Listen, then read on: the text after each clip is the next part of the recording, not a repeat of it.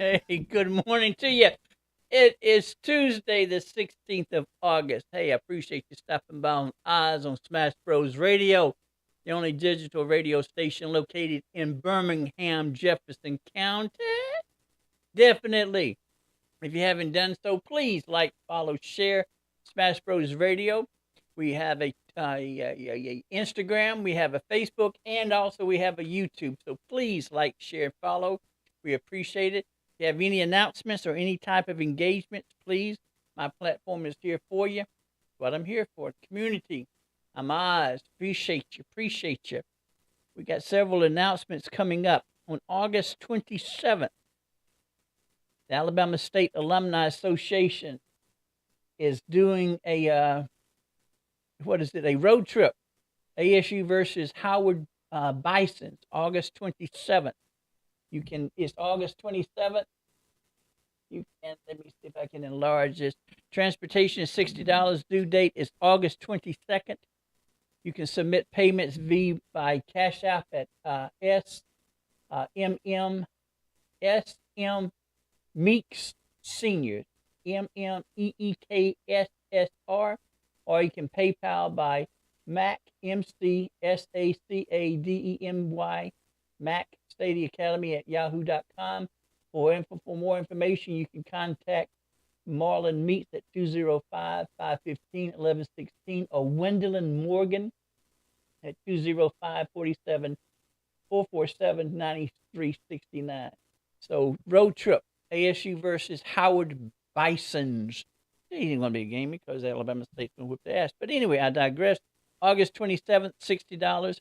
For information, you can contact, again, Marlon Meeks, 205-515-1116, or Wendelin Morgan at 205-447-9369. Come out and support the Hornets, the Swarm, the Swarm, the Swarm, the Swarm, the Swarm, the Swarm, the Swarm.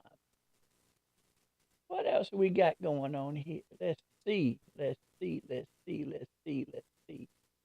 On September 3rd from 10 a.m. to 4 p.m., the One Comprehension Pistol Course, Immediate and Advanced Pistol Fundamentals, Proper Terminology, Proper Grip, as well as Stance, Single and Multiple Target Drills, Conflict Avoidance, Should I Shoot Scenarios, 101 Professional Coaching.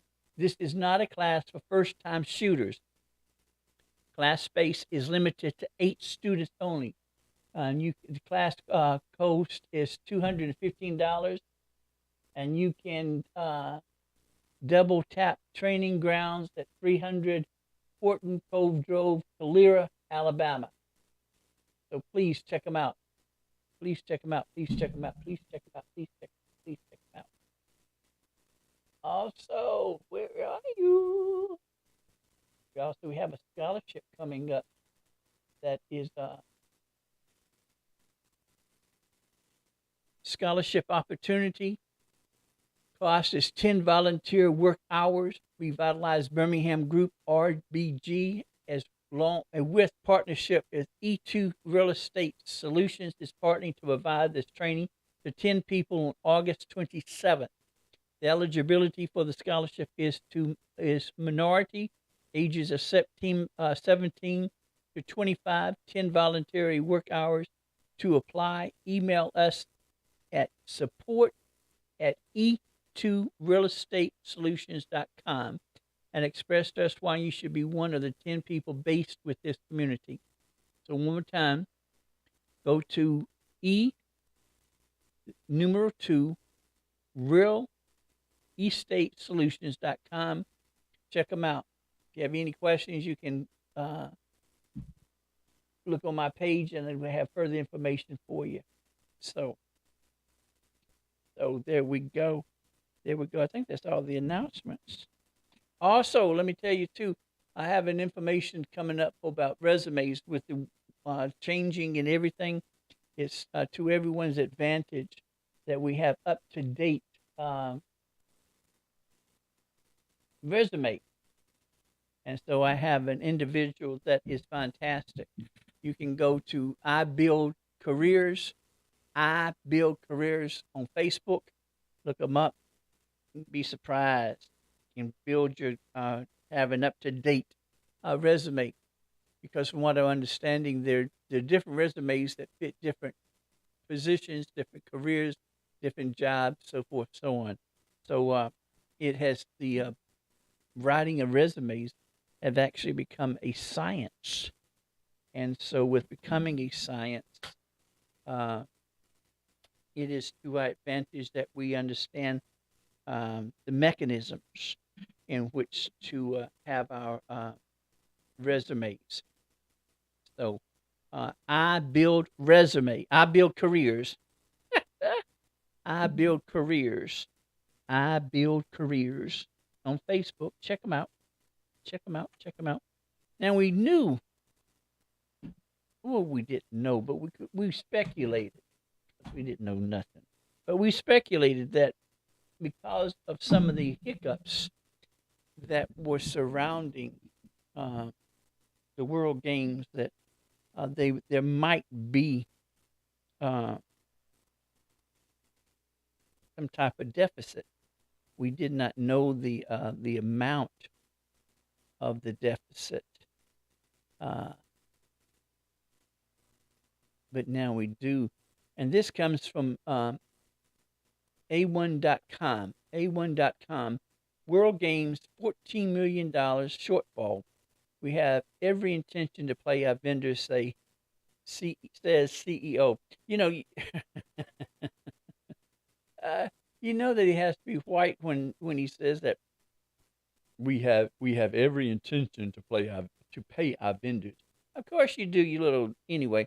So, but you that you have that is your obligation to pay those individuals who participated. Whatever's in the contract, you have to follow whatever's in the contract. So it says the World Game competed and left behind a sizable debt. And again, this is by Roy S. Johnson. And you can look him up at sjohnson at al.com. rjohnson at al.com.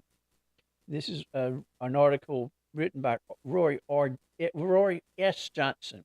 The World Game came, competed, and left behind a sizable debt. The World Games 2022, held in Birmingham last month, cost $65.1 million to produce, $10 million less than initially projected. However, the 11-day event fell short of its revenue goals, generating about $51 million through sponsorships and ticket sales, leaving a $14.1 million shortfall, according to CEO Nick Sellers. He says, I couldn't be more proud of our team at the World Games 2022 Birmingham Organizing Committee, Sellers said. However, for many reasons, our revenues left us with a deficit. We are working with our public and private partners to close the gap as quickly as possible and to satisfy all of our debts. We have every intention to raise the associated funds and pay our vendors. On Monday, Birmingham Mayor Randall Woodfin delivered a letter to City Council's members asking them to approve a final funding request for $5 million. I respectfully request this matter be presented to the whole council for consideration on Tuesday, August 23rd. The mayor wrote, if you agree, then I will request the leadership of the Birmingham Organization Committee, BOC, to be present at this meeting. Council President Wendell Alexander, the World Games was a success for the city and region. We were able to showcase Birmingham and surrounding cities to over 100 countries around the world and welcome thousands of people to Birmingham. The councilors continue to work with the mayor to review and address the request that is before us, particularly as it relates to the needs of our local, understand that, local vendors. And that's who should be the most one, the local vendors. Fuck everybody else, the local vendors. Well, local vendors should come first. I'm Birmingham. I mean, give me a break. Sellers said the BOC guaranteed Mayor Woodfin and the city council that any additional funds it contributes will go directly towards ensuring the Birmingham area vendors are paid as a part of our plan to satisfy all outstanding invoices. Sellers said that the BOC made the same commitment to the Jefferson Commission, as well as satisfying remaining invoices to our international partners. This is critical for ongoing economic development efforts. Regarding further funding from the City Commission, President Jimmy Stevens said the Commission has already given substantial funds to the World Games. The debt will be handled at a future date. Separate from the BOC's calculation, Stevens said the Commission is addressing $1.3 million in overtime costs from the Jefferson County Sheriff's Department related to the World Games. Other prior funders, including the Birmingham Convention and Visitor Centers, we are willing to step up within reason, says John Orris, who is a CVB president. That's a board decision, and I'm sure that they're taking consideration what I recommend. He also says wouldn't reveal the amount he had put forth, but said that the CVB has incurred more than $1 million in expenses related to the games, including $350,000 for advertising. Some of it spent on radio ads during the Atlanta Braves broadcast to enlighten people about the games. From the sports tourism, and it goes further. So, my main question is, what research went into with the World Games? What exactly went into the World Games? Because from Philando Parker Sr., this is why business owners should always keep a full understanding of the demographics of where they decide to open a business. Never fall for the pimp game banana in the tailpipe. Always do your research on the demographics of a city or whatever area. Now, this was done in 2017, but it will give you an understanding as why the whole city can't support big events on a regular basis. Birmingham is one of the poorest cities in the United States. About 29% of the city's population lives in poverty, roughly double the 15% U.S. poverty rate. The typical household in Alabama's largest city earns just $32,378 a year, more than $23,000 behind the national median household income. And this was done in 2017. www.al.com. So it plays into factor what I've always been preaching. You don't have, it's a shame to have degrees and you stupid when it comes to financing or when it comes to managing a city the size of Birmingham. There is no reason under the sun that Birmingham should be in a predicament that it's in. From what I understand, and let me show you how easy it is for those of you who don't like to go to the library. Let me show you how easy this shit is. What were the outcomes from the cities that hosted the Olympic Games? Here's what I found.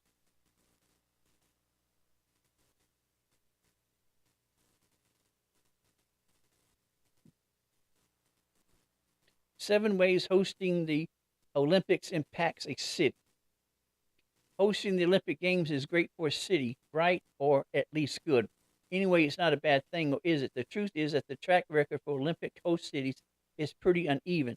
Many cities have found that welcoming the world's athletes and their fans for 2 weeks produces far fewer benefits than were anticipated in the heady days that the city first made its bid. Here are some ins and outs of hosting an Olympics and how they contributed. First of all, you have to bid. The hosting process usually begins some 11 years before the games are held, as cities within various countries vie for the candidate. Civic and political leaders play a part. 2 years of cost estimates, high-end marketing campaigns. 9 years out, national applicants make their bid to the International Olympic Committee for an entry fee of $150,000. So first of all, you have to campaign to the committee to be a host, and then you have to fork out $150,000 of entry fee. 3 to 5 cities are chosen as finalists, with the opportunity to pony up $500,000 and put together slicker, more elaborate proposal.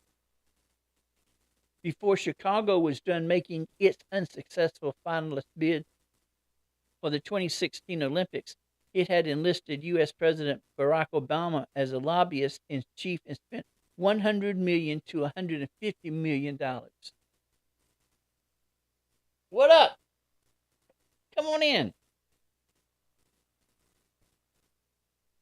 What you up to, man? Come on in. Get you started up. What you been doing? Sit down. Sit down over here. Yeah. I got my what my former students. Is that the correct? Yeah, that's the correct. That's the correct. We weren't able to get together yesterday, but we're going to get together today. Yeah, get this one. Yeah, put your ears on. Take them off. So what's been going on with you? Nothing much. Just working. Working. Yeah. Working and working. What about you? What's good? Same old, same old. Same old. Trying to get this radio experience down pat to an expert. You watch YouTube videos? That'll teach you how to do everything. Yeah, well, I'd rather just do it by myself, tell you the truth. But you're One here. of them stubborn old people. Yeah. Ain't nothing changed, you know. Nothing. But we hear about your product, about your apparel line. Yeah. Superior Beings. Yeah. But this isn't your first time of your lines, is it? Oh, no, this is actually like the third time. Because you started out, was it the teddy bears that you started out with? Yeah, it was, you remember Shakovia Dismute? Yeah. She gave me like the first brand name. It was like Stupid Fresh. So I used to dress up to go to school and stuff. And so she just used to call me that, and I just made it that and went from there. And then you went from there to the what? It was like super long. It was like 1,008 clothing company or something like that. Okay. And then I really wasn't feeling that one. So go introduce yourself. Oh yeah, Forgive me. For everybody who don't know, I'm Daryl, owner of the clothing brand Superior Beings. And yeah, I'm a brand owner, streetwear brand owner. Been in New York Fashion Week twice. Worked with everybody from the Shade Room all the way to 2 Chainz down to 2 Chainz to the Shade Room to Dave's Loaf. So what got you started? Recent Kenyon Dixon. I just always like fashion. Like always was in the streetwear, preferably streetwear. I was just always into it, and just it was a way for me to be creative and a way to get my vision out, for what I see as far as fashion. And I was an artist first before I was a fashion designer. So I was inspired by these 2 brands from here in Birmingham. It was Gravity Apparel. This guy named Norris Webb, and then I was inspired by Wet Paint. That was another brand by Quinn and another guy. They went to Carver. And I just started doing it, and then people wanted me to make them shirts and stuff for homecoming and shit like that. So we can't cuss on. I slip up and cuss sometimes. Yeah, I slip up most of the time too. And I watch for Ralph to come on. Yeah. The boss man. He pops up sometimes. Yeah. So shout out to Ralph. That's the homie. Ralph the homie. Yeah.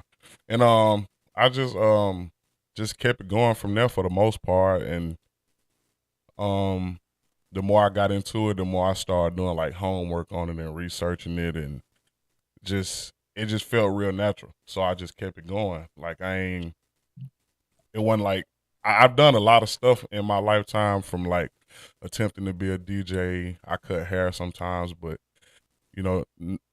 nothing stick with me more than creating the fashion, designs and stuff like that. 'Cause that's what we were talking about yesterday. People don't seem to understand that it takes a lot of energy, especially when you're being creative, because you have a certain picture in your head, and bringing that picture into reality is one thing. And then so you have this one thing, but then your next line you want to have better. So the creativity is constantly going. Mm-hmm. And when you have an individual who is an expert at doing it, it makes it look easy. When all in actuality, it's not that easy because your head is constantly moving. Facts. And that's what I try to tell people. Like, a lot of times people, like, lately I've been like ghost designing for a lot of like big brands. So like ghost designing is where like I create for them, but I don't get the public credit for it. You know, I just do it, and then from there, um but people like, how do you come up with stuff all the time? I'm like, bro, it's just like you got to find your inspiration. Art is like an imitation of life. So like most of the time, it's kind of like I like to compare it to like music, like making an album. Like you get beats, and the beats would be like the T-shirt or the whatever you put it on. Right. And the lyrics would be the art design. Right.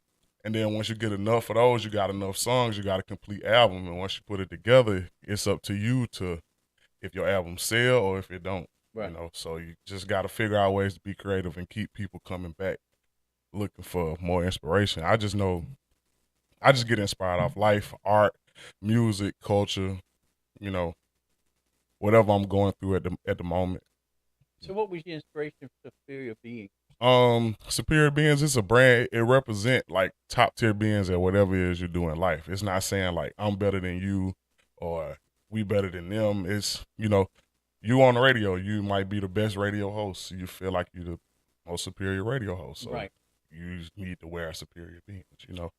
That's just what it stands for. And the sevens is like my third time feeling like I had a complete brand. So 777, you know. And And is that related to Superior 777? I just it was just something when I was creating the logo. It's just something that God just showed me to just attach to it, and then the meaning came as I was going. Right. You know, it wasn't nothing. I just went into it. It was like I'm gonna put 3 sevens on the shirt. Blah blah blah. Right. You know. Because people don't seem to understand the creativity. Like I was telling them yesterday, everyone has some type of creativity. Mm-hmm. It's how you use it, and if you're constantly utilizing it, it's gonna come up. Mine is 3 o'clock in the morning. I get up at 3 o'clock in the morning, and I don't know why, but I've always got up at 3 o'clock in the morning. I always had either a word or a phrase, something that I jot down, and then once I get up and go back to it, then I increase it. But usually 3 o'clock is I guess, the creativity for me, because something just pop up. Now it used to be that it would pop up, and I was like, I would remember. But that's why I guess one reason why I make it a habit to get up and jot it down, because there's always a notebook pad next to my bed, so I can jot it down and I can go back to sleep. Yeah, you do that so you won't forget because you know you old now. I ain't studying you. Yeah, I feel, you know, like my creative hours is like from like 7 to probably about 11:30. That's when I just spend my time like just jotting down ideas. Just even like my notebook looked like a random. It looked like my high school notebooks. Like I used to sit in class and be like, "Ooh, what if I made this? What if I made this?" And not like paying attention, you know. Right. So it just always stuck with me like that. And then I probably spend like the latter part of my evening from like 1 to probably about 10 just playing around with designs or getting up with my team, and we just sit around and we come up with designs, you know. So So I get so that. when you finish with one line,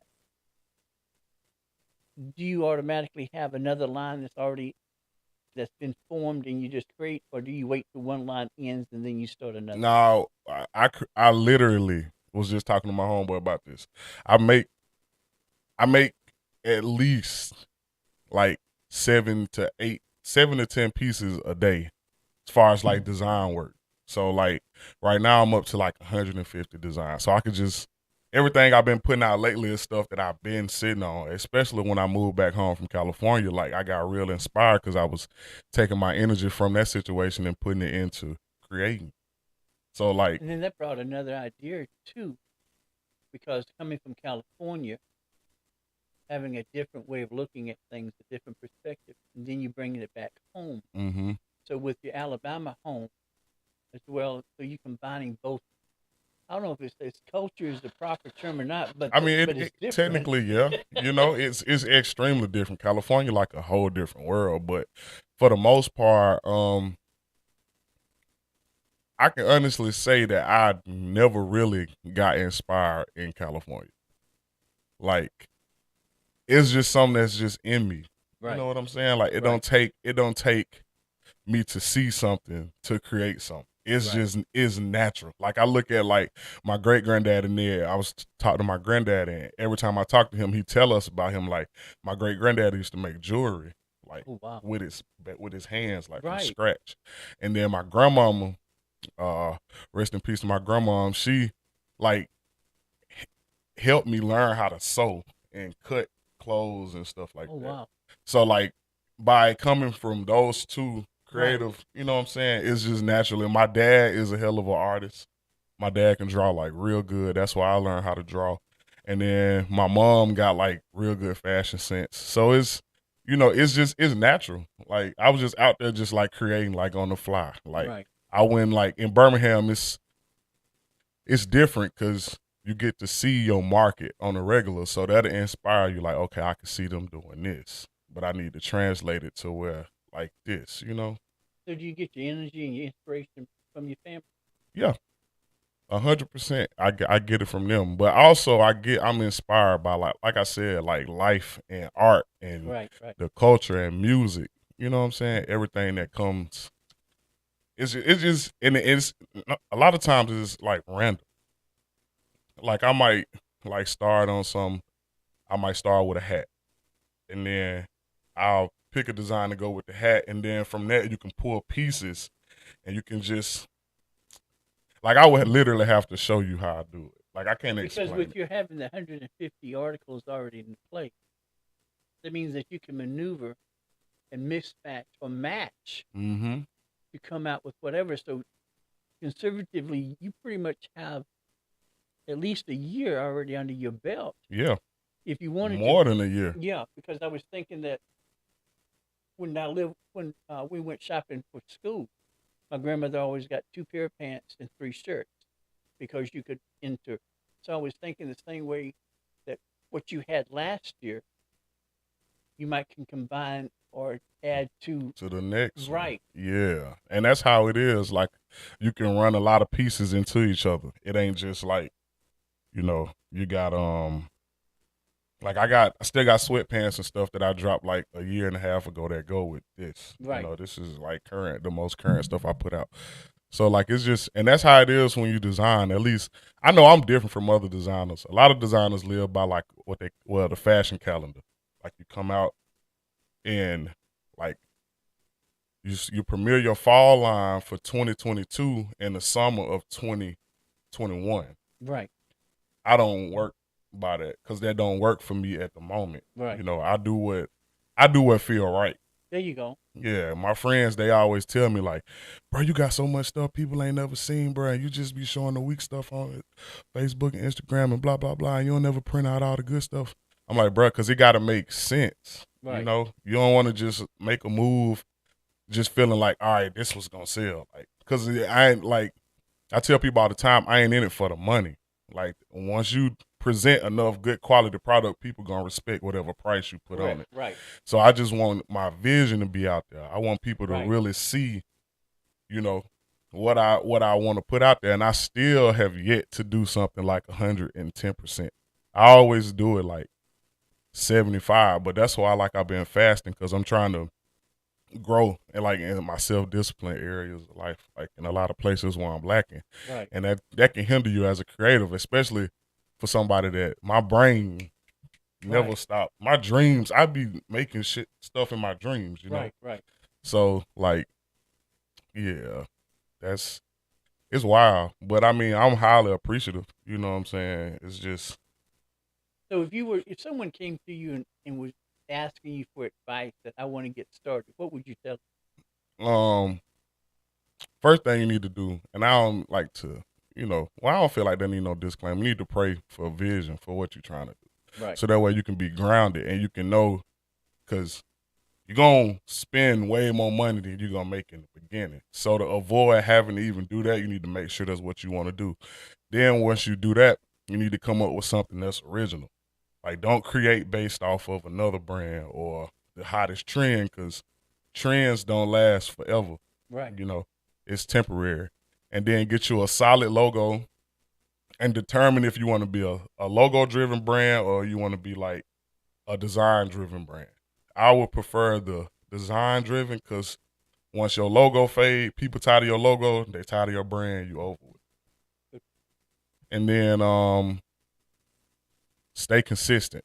Like, be consistent. Like, if you're a small brand starting out, put you out like 2 hats, 3 shirts, a pair of pants that's universal for the whole thing, and rock and do hella photo shoots and create hella content around your brand and build a theme around your brand. So people, when they see it, like you see the McDonald's M, you know there's McDonald's. You know. So would the theme equate to the brand too, or is it two separate things? No, that is the branding. Okay. The theme is the branding. It's like what you like. People know mine is like vintage art.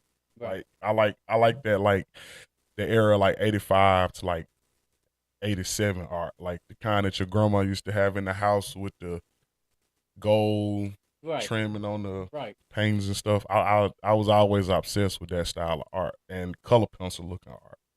So like, you know, you just gotta find it and stick to it and just be ultra consistent, and people gonna start seeing it and present like good quality when you put your stuff out. Like, because when you say pencil art, it flashes back because depending on the medium that you use is going to pick on the image or what you have, because you can do a pencil and then do watercolor the same way. It's the same picture, but it has a different image. Texture. That's it, texture. Yeah, the texture. And then if you put oils or whatever, so you need to first of all know what medium you want, Mm-hmm. and just test it out. Yeah. And so when you start out, don't when you start out, you always want to make sure that you're the best, but at the same time, understand that if this is your first time coming out, it's a trial and error. Yeah, facts. And then I think that's where a lot of people come in to a lot of stuff in life. They want to be the best, but I mean, that take time. Right. You know, work on getting better before you come out popping like you the best. Like, and it's fashion. It ain't no such thing as the best. You know what I'm saying? It's a level playing. It's art. Art is subjective. So you might feel like your clothes. I didn't have, like, for instance, I was at the concert. I just did a bunch of artwork for this guy, this artist named Kenyon Dixon. He's a Grammy nominated artist out of LA. And one of the shirts that I thought was like super dope, I was talking to this random girl. She's like, I like all them shirts, but that shirt right there ugly. But she didn't know that I designed it. Right. But you know, so I was like, dang, I said, oh, that's cool. So which one would you buy? And she told me, and that was the one that I didn't like at all. Right. And I was like, well, I made them shirts. She's like, oh my God, I'm sorry. Like, Right. I'm like, no, you good. Like, it's subjective because it's art at the end of the day. So, you know, you can have your opinion. It's just like music. Like, everybody don't like, back in your day, everybody didn't like Ella Fitzgerald. Right. I'm just playing. No, for real. Some people didn't like. So I'm that old, huh? Ella Fitzgerald. Okay. I'm just joking. But like today, like some kids might like NBA YoungBoy. Some kids might like Kendrick Lamar. It's just depending on, you know, what it's you like. Trial and error. Yeah, facts. So when you come out with something, do you have a certain demographics, or is it what you like? I kind of strayed away from what I like because I understand that my style is an acquired taste. Right. And everybody can't pull off some of the stuff that I would like to do. Right. So for the most part, I try to keep it within, like, not what's trending or what's hot, but keep it to where it's an eye catcher. So like my demographic probably like I was looking at my statistics this morning when I woke up to check for orders, and it was like the most is like 18 to like 32. So like whatever's gonna look decent in that demographic, that's what I go for. If that makes sense. So would would then would you suggest then that if you're an upcoming, to do your research to find out exactly what's out there, and then just do your do something for you so that way you can wear to get to see if the opinion of the public is that I like your shirt. Who does your shirt, or should you just go Oh full yeah, forward? I get that. When I do stuff that I like all the time, like my thing that I like to wear for like the past like 3 4 years is kimonos. And I master how to make them. I can make one in probably like 30 minutes. So it's like when I wear them, people always like, "Hey, where you get that from? Like, you gonna put that out?" So in this fall, I'm gonna do it. That Right, trial and error. It took 3 years for people to, and I'm starting to see them more in the media. Like right, artists starting to wear them, and it's been a thing, but it hadn't been like a staple in fashion for the right. most part, especially not streetwear. You just got to figure out how to make it appealing to the people. So the streetwear that is in California, is it similar to the streetwear here in Alabama? Nah, heck nah. Alabama is slow and behind when it comes to fashion, and they more like um trend followers. Okay, California is more like just free. They like how I'm dressed today, like t-shirts, high water pants, socks, chucks, forces, you know, Vans, stuff like that. Now you go to LA, it's more fashion forward. I was in San Diego. okay, But like LA is real fashion forward. They like you can push the envelope and just wear whatever you want to. You do that here, it's like, man, what you got on? Like type shit, right. like people not really. So San Diego is more like a beach Yeah, city, it's real corny. okay, and so in LA is more metropolitan and more Yeah, LA classy. like San Diego is Panama City, LA is Miami. Yeah. That's like that's what it That's a good analogy because most of us have been to Miami. And, is. wow. So there's a huge diversity in California that we take for granted because we know it's a large state, but we don't know it's a large state It's huge. because you have different cultures there. Mhm. In a way, it's similar to Birmingham because of the steel mills from the past. Mhm. So those individuals that came from overseas, the international folks, they're still here, Yeah.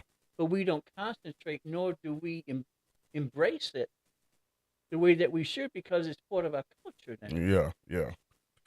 Well, I guess I don't know.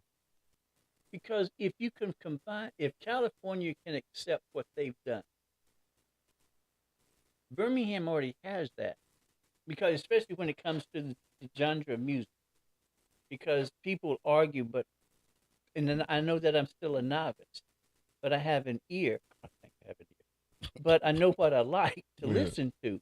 Yeah. So with Ralph giving me the ability to do the show, I've been introduced to different artists. Mm. And then with the different artists, I've been introduced to individuals that create the beats, Mm. that are the engineers, that are the producers. Mhm. And when you look at that, same way when it looks at fashion, you have individuals who have this abundant talent. Yeah. So like, what's your favorite artist you done heard so far? Oh man, I can't even think Can't of it. even name. What is it? What's the name? Shandell. I got to. She's supposed to. I'm going to ask her to come on the show. She has the song "Big" Mm. that's out. Now she's fantastic. I like her. Most of in uh, Smash Bros is known to promote independent artists, Mhm. and so the independent artists that have come on the show, I was surprised that I liked because I thought it was going to be hardcore. Yeah. But even with independent artists, which is really lack of another word, stupid, you still have a different array, a different genre when it comes to independent artists. They're Yeah. just not doing just one type. Yeah. It's a multitude. So when you compare with what Birmingham has as in regards to the background, as in regards to the history, it has likewise when it comes to music and also when it comes to apparels and fabric. But it just has to have some type of unity Mhm. that everybody can come. Because see, I can't compete with Ralph. Ralph has been doing this buku years. I can't compete with his brother OT. Mm-hmm. I can't compete with the best. I can't compete, but I can learn from them Yeah. and enhance what little I have. Yeah. And I think that when it comes to Birmingham, if we understand that, listen, there's a whole big ass pie out there. And if we're gathering together as one unit, Mm-hmm. everybody's going to make whatever they want to make. And that's Yeah. the same way when it comes to the To the apparel. fashion. Yeah. It's been like that. It's everybody been saying that for the longest with Birmingham, especially when it comes to like creatives. Everybody do like it's like you put some food in the air fryer, Right. and then just because you see it getting a little hot, you go ahead and take it out, and then you eat it, and it's still cold in the middle. Right. Artists get a little hot and jump out the oven, and then they start acting funny, and Correct. then it's like, all right, boom. But it's just where the fashion is not quite the same. It just depends. It's still like circles. You know what I'm saying? Like people have a preference of who they want to do business Correct. with and who they want to hang around, opposed to looking at who can be a good attribute to the overall goal. You know Right. what I'm saying? And some of the people that they choose just technically like not even good at what they do. It's just the fact that they Popularity. popular. You know what I'm saying? So it's like I don't know. It's weird, but that's everywhere. Like even when I was in San Diego, it was like that. Like I tried to hang with a couple of the streetwear designers a couple times. They was just like, all right, cool, we can link, blah blah blah. Then you hit them up, and they like see what you working with and what you got going on. Then it's like they just go ghosts. Right. So that's why I tell people like you got to pray for like the right people to be around you. Yeah. You know what I'm saying? Y'all grow together, and eventually everybody gonna want to hop on the wagon because they gonna see yours ain't making as much noise as theirs, but it's moving faster. Whereas if they had gathered together as a group Mm-hmm. and used that power as that group to advertise for everybody home, Mm-hmm. because your fashion is going to reach a certain demographic. Then there's going to be somebody else's fashion that's going to meet another type of demographics. But both of them together, you pretty much have conquered the whole demographic because you got those kids, you have the children, you have adolescents, you have teenagers. Yeah. But I think I pretty much came to the realization that I'm probably gonna just have to make for the direction that I'm about to go in from the fall, because I'm starting to see like too much of what I've offered to people. Too much of it happening elsewhere. Right. So when that start happening, that's when you gotta reinvent yourself. So like I'm about to, and I've noticed that my demographic won't be like 18 and under. It's gonna be like 23 to probably about 35. Right. Like adult. So when you come up with your creations and all, do you actually have a demographics in mind, or do you just have what you like in mind? I just have what I feel is right for the time in mind. Okay. Yeah, I don't statistically design. You know what I'm saying? I don't go off statistics and like corporations. Like they like, okay, they gonna love this Mexican pie at Taco Bell, so we need to bring that back. Like, nah, I'm like, people gonna forever like the soft taco, so I'm gonna just stick to the soft taco. Right. You know what I'm saying? If that makes sense. So like, I just go off of like feeling. There you go. However I'm feeling at the moment, that's what I put out. That's why I put stuff out randomly. Like I don't sit down and I'm not like, I'm gonna do this, and then all right on this date, because I didn't try to stick to deadlines, and we've tried deadlines and all that. That shit don't work for me. Like I'm not good with time, as you can see.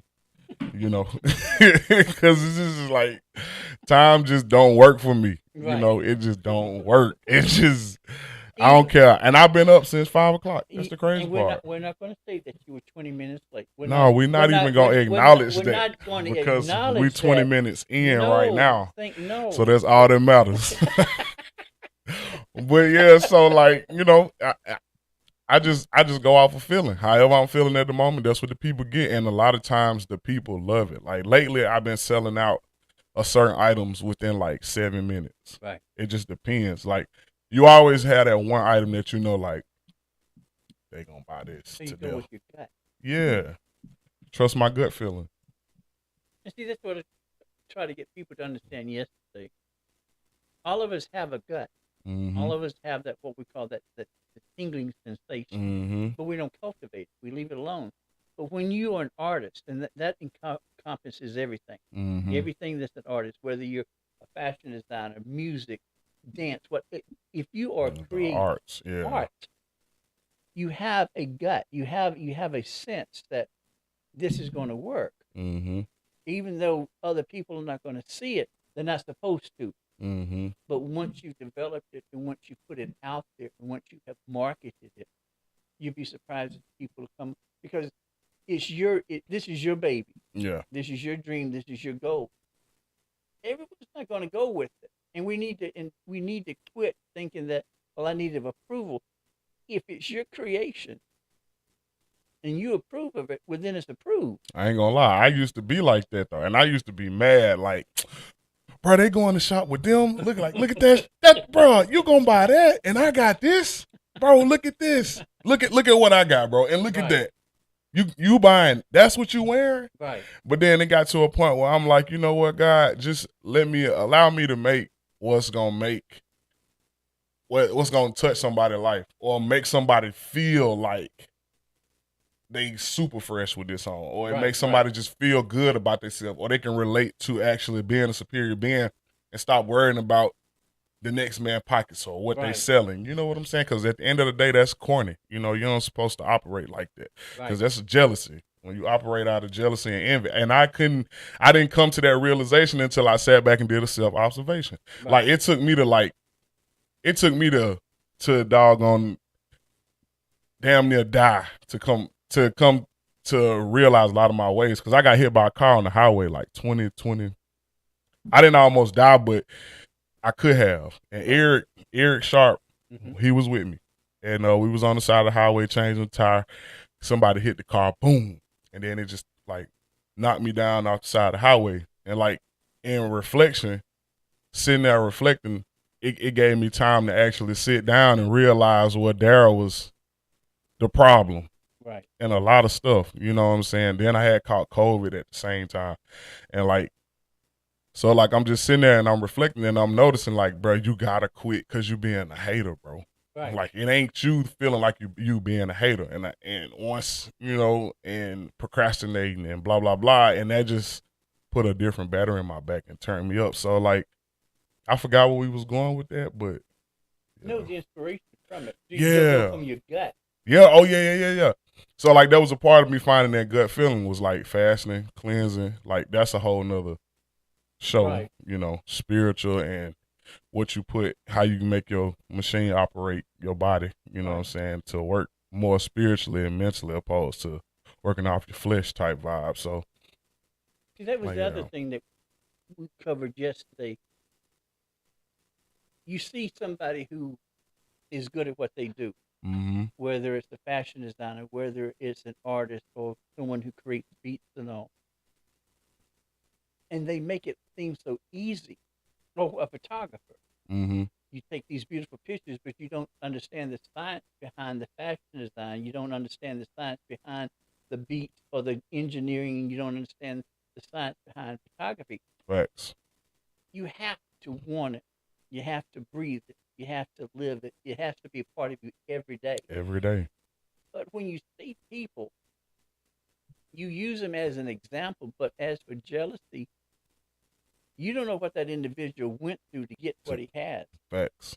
Because But I think I was more so looking at it like, man, my stuff way harder than that, bro. Like, stop playing with me, bro. Like, y'all be complaining about prices and I got Afterpay on my website and all this other stuff, bro. But y'all will go spend that like over there. Like, look, that's not like chill. But you know what I'm saying? You just like you but said. it's just growth. Yeah, it is. Because you have to understand, well, just like some of these artists or some like these beat masters, as I don't know, I call them, they create the beats and all. I'm finding out that some of the songs that are out there, the beats were created here in Birmingham. Yeah. And the beats were sold to somebody and they added to, which was from my standpoint, the beats was the foundation. Yeah, yeah. You make the skeleton. And then so you have everything. But you don't know how many years it took for that individual who created that beat. He could have been doing this shit for 10 years, but that just one time. Yep. Same way when it comes to fashion, you have to go with your gut. Whatever you like, there's somebody out there that's going to like it. Yeah. But you just have to introduce it. Yeah, and you got to find a way to introduce it. Right. Like, it's everything now. Like, people be wanting like smoke and mirrors. Like, I ain't too good with that. Like, I like to keep it like all the way authentic with my brand, like, and my life in general. Like, you got to learn how to usher people into. It's just like how we just had the COVID. They ushered us back into regular life, step by step. First it was like 30 days, 21 days, 15, 5, now it's 0. Right. And now people are going to feel more comfortable going back into that. So it's like the same thing with fashion. Like, you got to give them a little bit at a time. Correct. You know what I'm saying? And you'll eventually swim over into what you like. Because that's all they teach you in fashion school. Like, they call it like fashion forecasting. Like, you foresee what's going to happen. And then once you see what's going on, the trend that you think people going to go to, you need to sway them away from that so it won't have such longevity. You make them like what they need to like next without making them like what they need to like. Like, if you notice trends, it's the same thing. So, like, once they get tired, like the sock shoe, once they got tired of seeing the sock shoe, they slowly ushered it into big shoes. And then, but that was planned like 2 years before it was even, they just got to give them time. Like, at one point, we was wearing skin-tight clothes. Right. Now everybody back to, like, baggy, loose fit. So in a way, the devil that wore Prada is pretty much what it's all about. That's exactly what they started years ago introducing stuff bit by bit, getting people in their heads. And so that really, when it comes down to now, boom, you already have a taste for it, and there it is. There it is. So you have technically about 4 individuals, basically mind-bending. Yeah, mind fucking the public. So, that's exactly what it is. That's exactly what it is. So that's wild. That's literally what it is. So 5 years, so we don't even know 5 years. You already have 4 people in an office. Already sitting down saying, okay, in 10 years, we're going to make it cool to wear ankle socks again. In 2 more summers, we're going to do away with tube socks. So they're going to take it from a tube sock to a quarter length. I'm telling you, they micro dosage. It's like, that's what they're doing. Yeah. So in the bigger picture, if you have somebody who wants advice, what would you tell them? Stay consistent and pray and learn how to work all Adobe programs. So why Adobe? Because that's what you need to get stuff printed out and create the designs. Like Lightroom, Visual, Illustrator, and Photoshop. So where can they find you? On Instagram, you can find me at Heavy Superior. On Facebook, Daryl Cunningham. But I ain't adding no more people to my Facebook, so don't add me on Facebook. That's done. You can find a group on there, though, Superior Beings. So Superior Beings has a Facebook group. Okay. I had on my Instagram, it's Superior Beings 777. At one point, I had like 4,500 followers, but then my ex deleted my Instagram. And so I had to start over. So now I got like 340 something. So, but see, that's a good example too. That when you're in partnership with somebody, for lack of another word, you have to keep certain things to yourself. Yeah. Or have a back door. Because women spiteful. Well, I appreciate you coming. Wow.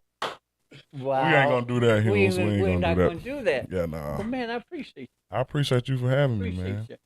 So you have a Facebook page, Superior Beings. Yeah, Superior Being, Beings, because my grandma liked to call it Superior Beans. I'm like, and then you have a webpage, www.superior-beings.com. And every second and fourth Tuesday of the month, we have this special called $10 teas, where I get a t-shirt mark it down to $10. Only a select T-shirt, and it's like our happy hour. Like they got Tasty Tuesdays at the Platinum. Like we got $10 Tuesday, or we might start switching it up and including items and stuff. But we're just doing that for to help push the brand more. Get the more people see it, the more. So just making it affordable, and you're getting a good bargain, quality. Like that. Appreciate you stopping in. I appreciate you coming in, man. Thank you. I know for you're having busy. I me. appreciate you. Yeah. I'll be with you Wednesday. Know your value, know your worth, and know that I love you more than I love my luggage. Y'all take care. All right. The live stream on the show.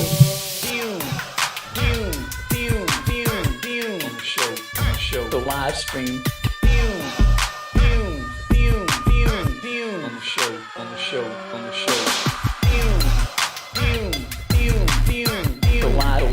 The live stream.